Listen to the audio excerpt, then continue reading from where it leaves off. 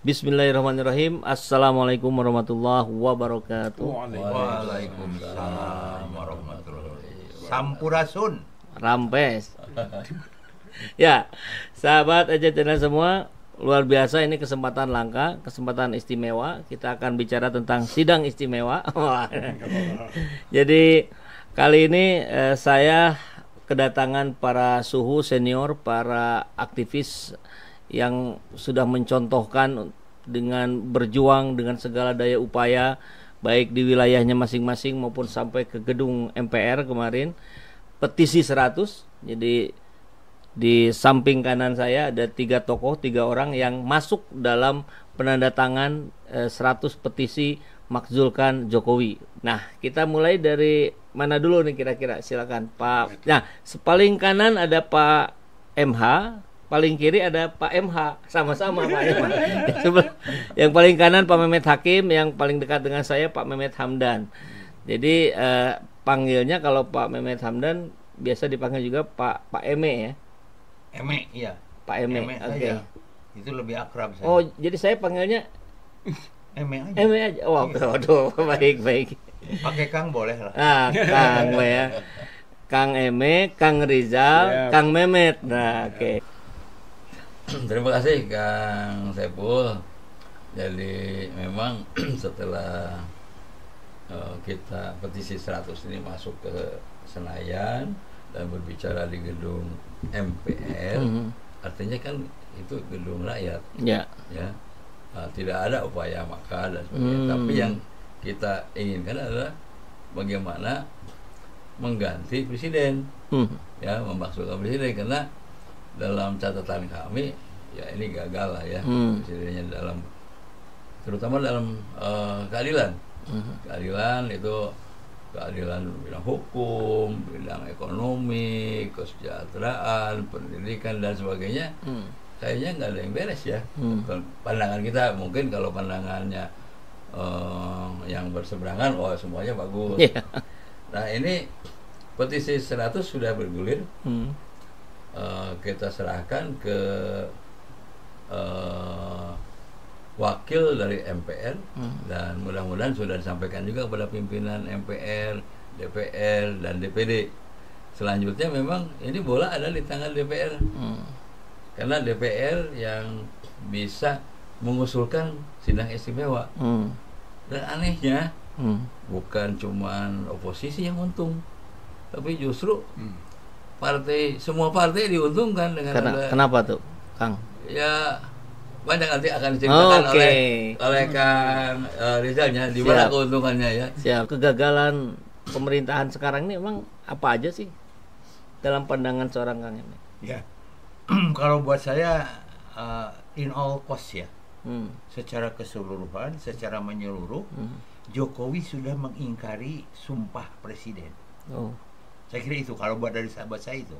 Makanya kalau Jokowi dilengserkan atau dia pengen lengser lah, mungkin lebih terhormat kalau dia ingin lengser sendiri. Itu maka partai-partai juga itu akan mandiri, akan lepas keterpengaruhannya dari perintah presiden, dari cawe-cawe ya. Dan karenanya bahwa partai-partai itu betul-betul akan bisa mengedepankan ideologi politiknya sendiri, partainya sendiri. Itu kalau buat saya itu partai akan mandiri, istilah saya, ya.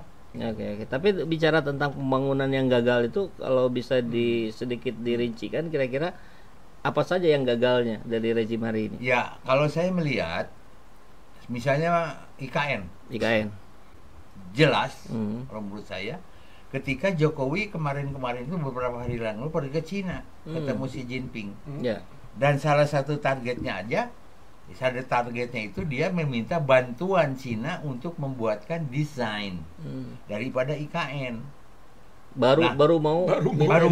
Nah, jadi di sini terbukti bahwa IKN didirikan tanpa DED. Tanpa DED kalau kita backward ya.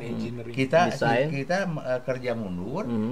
DED itu adalah design engineering detail engineering design. Detail itu yang harus ada.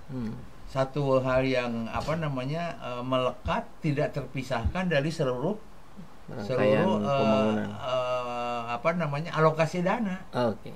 Itu belum ada. Selama itu belum ada, sekarang lihat aja di kota kabupaten.